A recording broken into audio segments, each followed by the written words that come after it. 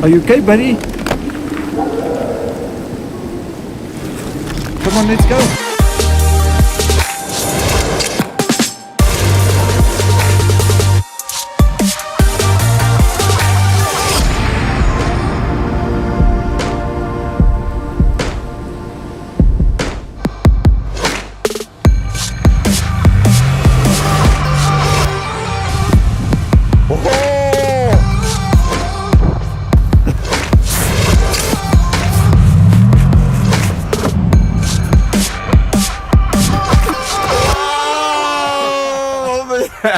How you doing? Good. Shit. Great to see you. Hey, my babies are back. Great to see you. So excited. Shit, this is where they started from. Right. Yeah, right here in the mountains. This was the place where we started. This was the place they started. This is awesome. Wow. Around the world and back, huh? And they look as beautiful as the first day, don't they? Ah, they're amazing. Should we get into the car? Yeah, let's get into the car. Yes, let's go. You won't believe how much time we spent in this car. I use these cars. I love driving them. I'm just an honest ambassador because I trust the car, and it's always brought me back home. We took the G classes and went through Namibia, then across the pole, and then we did the G classes through New Zealand, and then we sailed up to Australia, and then the G classes through Australia. Then sailed up to Singapore, and then G classes through Asia, and then over the North Pole, and now they're back. You know, it's like they really did the whole trip around the world together. Yeah, they did the whole trip. The idea of the pole to pole expedition was like, I want to receive it was possible to do a circumnavigation of the world, but crossing two poles, that's never been done. When did you start with the whole thing? 2016. 2016 we started from here. From and here. Then we drove down with the G classes to Monaco where the boat was. Okay. And then we left the G classes there while they were sent to Africa. We sailed to Africa. You sailed to Africa. And then we met the G classes in Namibia, and then I did that expedition on the skeleton coast of Namibia. The skeleton coast. Yeah, that's the most uninhabited place in the world. In the world? Yeah. You've got the lions coming over, you've got the elephants and the giraffe. No sign of buildings or anything, just the most amazing sand dunes and awesome. And that harshness of Africa with that beauty, the sun and the dunes and the ocean. And on high tide, the ocean comes right against the dunes, and then that makes it so dangerous because you can drive on the beaches, and then all of a sudden, with the tide just rises and rises and rises, and then the beach disappears, and you have to be able to have an amazing four-wheel drive to go up the dunes, drive like this. Otherwise, your car will be taken away by the waves and the ocean. The other cars can't go there. You need four-wheel drives to get to drive on the beach. Okay. You know, and that's what made it so interesting. Yeah.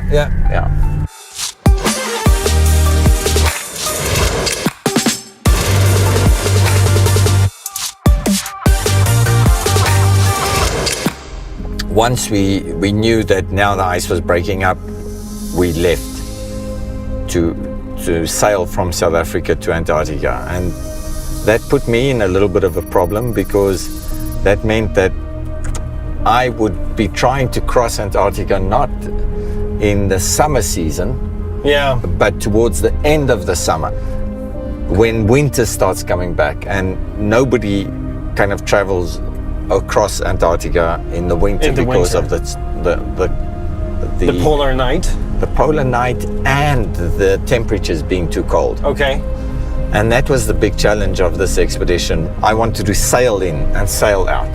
So we were the first ever expedition to sail in, make it right across the Antarctic continent and sail out. The excitement of crossing Antarctica was not only the fact that I could ski across Antarctica, but that I was getting there on my own means. Yeah. And the route that I was going to do was a route that no man has ever walked. In Antarctica, I crossed Antarctica alone. So really? it was it was a solo crossing of Antarctica. and that's the greatness of life, is that when you survive the experiences, you have more knowledge and you have more experience to be able to take it to the next level. But what's amazing about life is that you become older, and I love becoming older, because the older I become, it means that the more experience I have. Yes. And that allows me to see wider and to do more.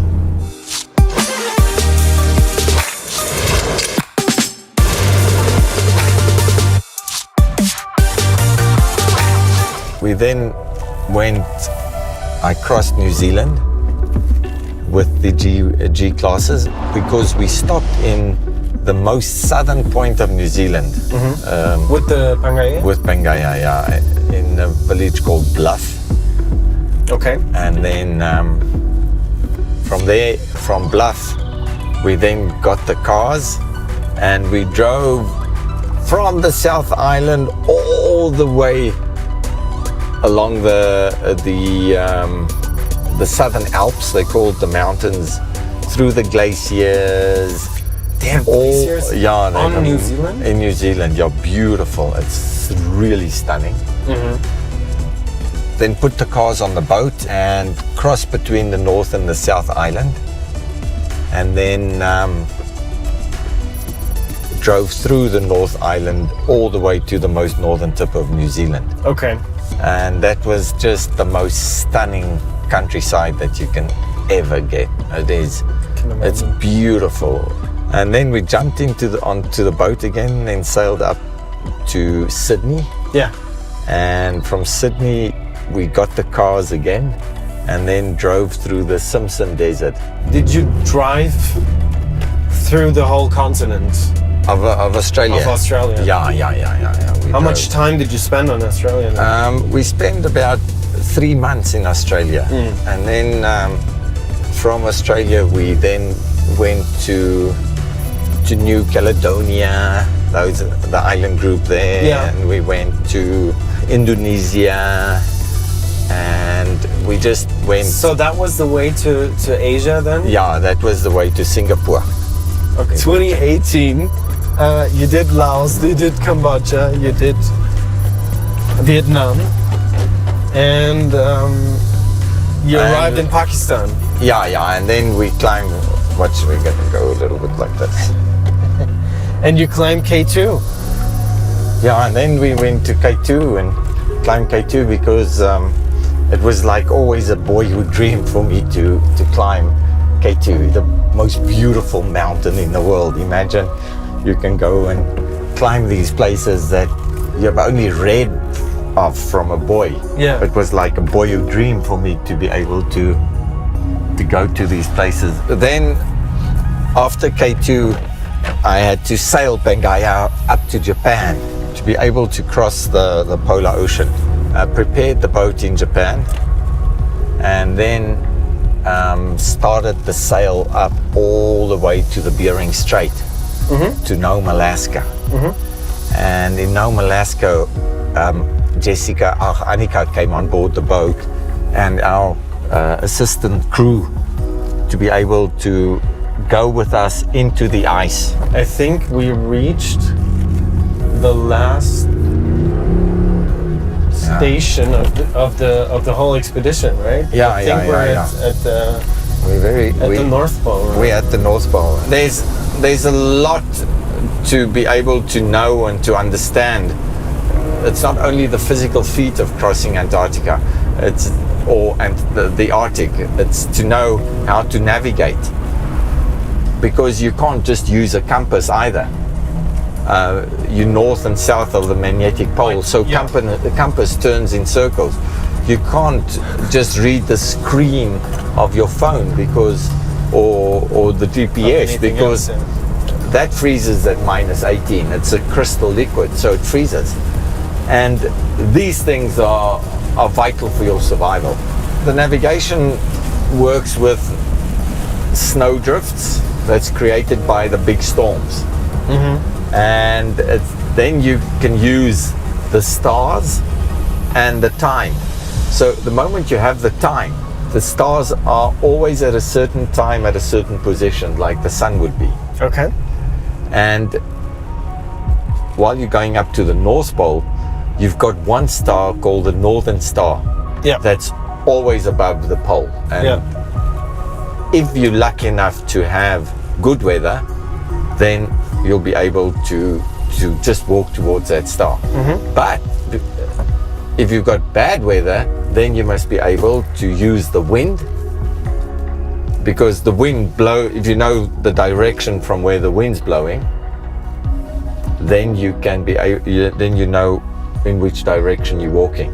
Let's say the wind's blowing from the north, you can feel the wind on your nose, you have to walk into the wind.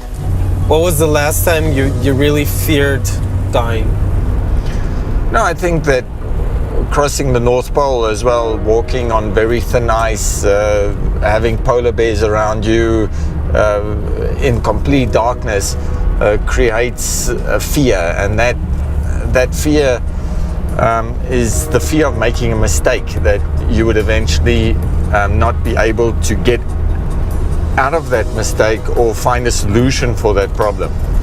And it's not so much a fear of dying, because when you push your limits, you have this feeling of being alive. But feeling alive means that you're close to death. And we never think of actually not making it or dying. We are basically thinking of living life to the fullest. And that's the flip side of the coin. The flip side of the coin is that to be able to really live life to the fullest, for me, means that I'm living close to death, and the moment I make a mistake is the moment that it's going to end badly for me.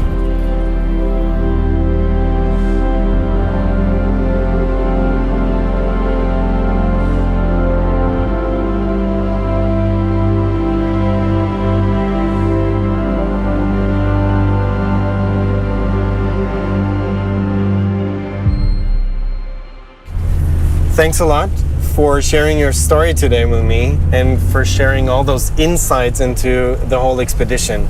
It was really exciting listening to you. I'm really thankful for that.